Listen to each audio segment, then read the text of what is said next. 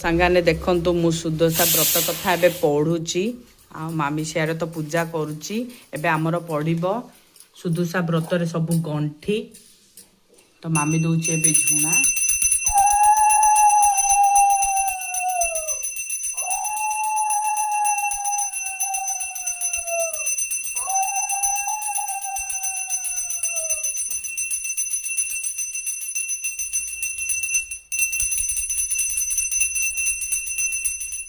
ଜଳିବ ଛେନା ନଡ଼ିଆ ମୁଗ ଜିରା କର୍ପୂର ଦେଇ ବିଧିବତେ 10 ଗୋଟି ପିଠା କରିବ।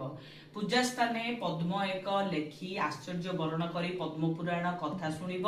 ପ୍ରବକ୍ତ କଥା କହୁଅଛି ଶୁଣ। ବୀର ବିକ୍ରମାଦିତ୍ୟ ନାମେ ଜଣେ ରାଜା ରାଣୀଙ୍କ ସୁଲକ୍ଷଣୀୟ ମନ୍ତ୍ରୀଙ୍କ ଭାର୍ଯ୍ୟ ନାମ ଦୁଲାଣୀ।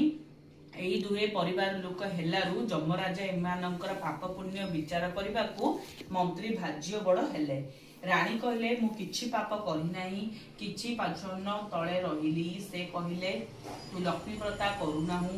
ସେ ଲକ୍ଷ୍ମୀଙ୍କର ବ୍ରତ କରିବାକୁ ସ୍ୱର୍ଗକୁ ଗଲେ, ତୁ ଏହି ବ୍ରତ କଲେ ସ୍ୱର୍ଗକୁ ଯିବୁ। ରାଣୀ ସ୍ୱୀକାର କରିବାକୁ ଯମରାଜା ପୁନରପି ଏମାନଙ୍କୁ ମର୍ତ୍ତ୍ୟରେ ଜନ୍ମ ଦେଲେ। ରାଣୀ ମନ୍ତ୍ରେ ଘରେ ଓ ମନ୍ତ୍ରୀପଦୀ ରାଜା ଘରେ ଜନ୍ମ ହେଲେ। ଏକା ନଗରକେ ଦୁହି ମୈତ୍ର ହୋଇ ରହିଲେ। ତଦନ୍ତରେ ଜ୍ୟେଷ୍ଠ ଶୁକ୍ଳ ଦଶମୀ ଗୁରୁବାର ହେଲା। ମନ୍ତ୍ରୀଙ୍କର ଭାର୍ଯ୍ୟ ରାଣୀଙ୍କୁ କହିଲେ ଆଜି ସୁଦଶା ବ୍ରତ ହଉଅଛି। ରାଣୀ ଏ କଥା ରାଜାଙ୍କୁ କହିଲେ। ରାଜା ଶୁଣି ନବରରେ ଝୁଟି ଦେଇକି ଦିଅର ଦିବ୍ୟ ଚାନ୍ଦୁଆ ଟାଣିଲେ। ରାଣୀ ସୁଦଶା ବ୍ରତ ପଢୁଛନ୍ତି। ଶୁକ୍ଳପକ୍ଷ ପାଟରେ ବ୍ରତ କରି ମହାଲକ୍ଷ୍ମୀଙ୍କ ନାମ ଧରି ଗଣ୍ଠି ପକାଇବ। ଏହି ରୂପେ 10 ଗଣ୍ଠି ପ୍ରଥମେ ମହାଲକ୍ଷ୍ମୀ, ଦ୍ୱିତୀୟରେ କମଳା,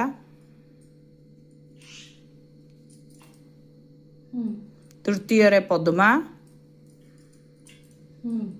ଚତୁର୍ଥରେ ହରିପ୍ରିୟା, ପଞ୍ଚମରେ ଦାରିଦ୍ର୍ୟ ଭଞ୍ଜନୀ, ଷଷ୍ଠରେ କାମୋଦକୀ, ସପ୍ତମରେ ଗଜବାହିନୀ, ଅଷ୍ଟମରେ ଚଞ୍ଚଳା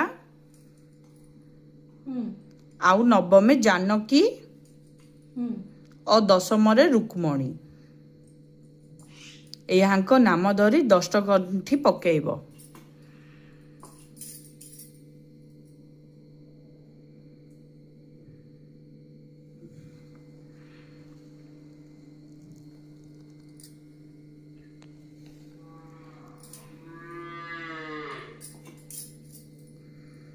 ତ ସାଙ୍ଗମାନେ ମୁଁ ତ